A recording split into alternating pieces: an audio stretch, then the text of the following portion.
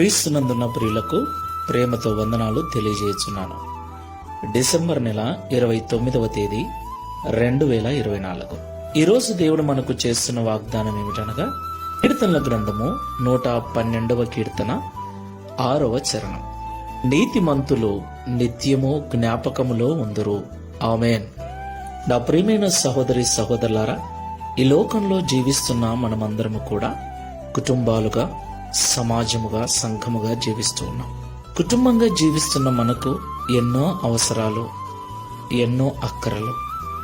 వాటి కొరకు ఉదయం లేచింది మొదలు రాత్రి పడుకునేదాకా ఎన్నో రకాల పనులను, ప్రయత్నాలను చేస్తూ ఉన్నాం.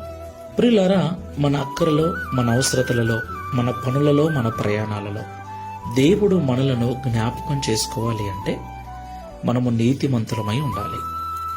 దేవుడు జ్ఞాపకం చేసుకుంటే ఏమవుతుంది?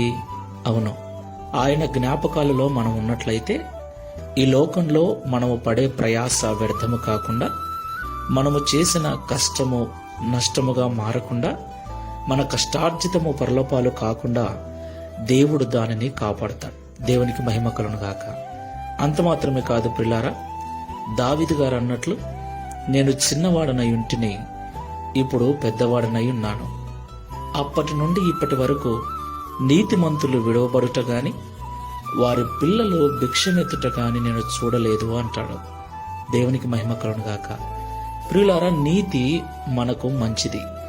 నీతిగా జీవించటము మనకు మాత్రమే కాకుండా మన పిల్లలకు కూడా క్షేమాన్నిస్తుంది.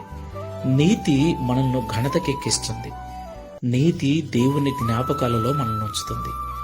ఎవరు మర్చిపోయినా దేవుడు మనల్ని మరవక మనకు నిత్యము సహాయం. Download ShareChat.